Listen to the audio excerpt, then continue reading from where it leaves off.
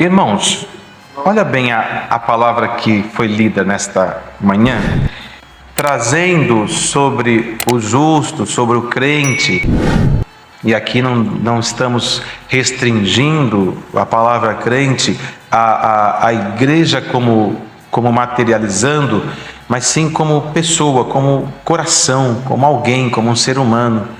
Aquele que crê no poder do Deus único e verdadeiro que habita os céus. O júbilo dele em contemplar o que ele fez. Ou seja, as crianças precisam entender isso. Jubilar quer dizer alegrar-se. Veja que quando nós perguntamos para os irmãos o que não pode faltar numa reunião, uma das palavras mais repetidas foi alegria. Por quê? Porque onde tem criança tem alegria. Então, o crente se alegra em júbilo, quer dizer, em alegria, em contemplar o que Deus faz. É isso que o salmista aqui trazia como responsabilidade para o crente.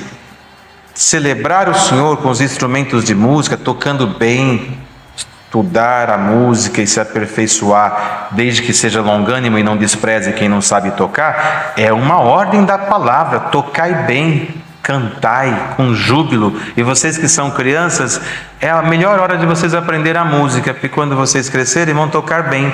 Já estudou bastante, comece a estudar se você não começou.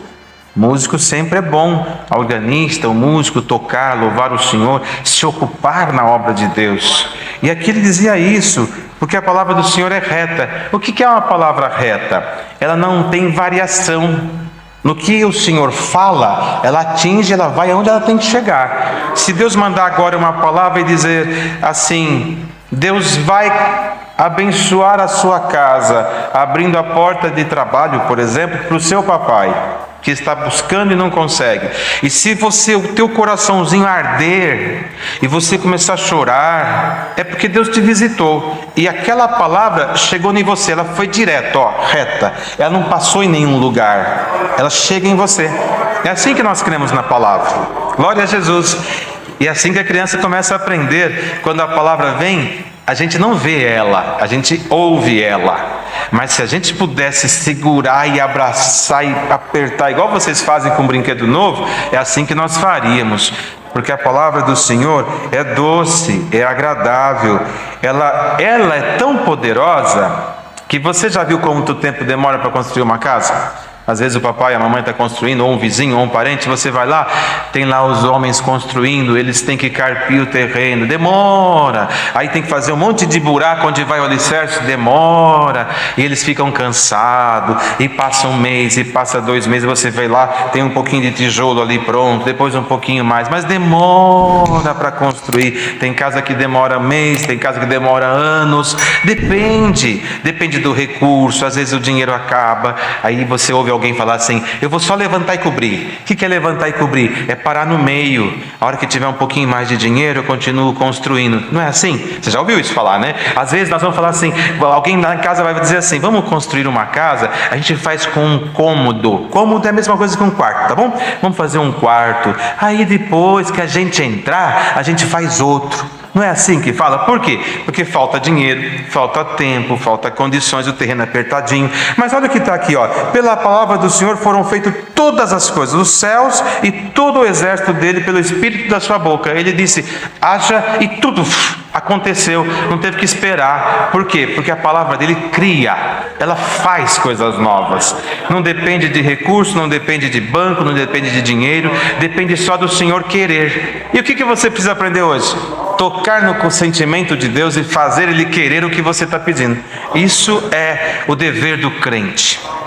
Chegar aos pés do Senhor e fazer Ele querer. Como é que você faz o papai te dar alguma coisa? Chega falando mansinho, não chega gritando, chega fazendo carinho, chega agradando o pai, agradando a mãe, o tio, o vô, a avó, então nem se fala. O neto chega, o vô se derrete. Por quê? Porque ele chega agradando. Qual é o dever do crente? Agradar a Deus. Como é que se agrada a Deus? Está aqui no último verso: tema toda a terra ao Senhor, temam todos os moradores do mundo. E aqui você precisa aprender uma coisa incrível, de importante, que muita gente grande não sabe, mas Deus vai ensinar você que está em casa pequenininho. Temer não é ter medo. Temer é respeitar. Você não pode ter medo de Deus, porque Deus não é mau. A gente tem medo de coisa ruim. A gente tem medo de um bicho que pode fazer mal para nós. Nós temos medo da noite porque a noite é insegura. Mas Deus, nós não podemos ter medo dele. Mas então fala que tem que temer o Senhor, todos os moradores do mundo. Temer é respeitar. Temer é honrar. Temer é saber que Ele pode tudo. E Ele pode fazer todas as coisas. Temer é saber que Ele tem nas mãos uma balança e que Ele é justo. Mas Deus não faz mal para ninguém? Não. Quem faz mal para alguém é o próprio homem. O que ele faz de mal volta para ele. E depois ele fala que foi Deus que fez. Deus não faz mal para ninguém. Deus só faz o bem. Ele dá o bem e as bênçãos para sempre naquele que anda na justiça. Você quer ser abençoado? Seja bonzinho, agrade a Deus, tema a Deus. Glória ao Senhor.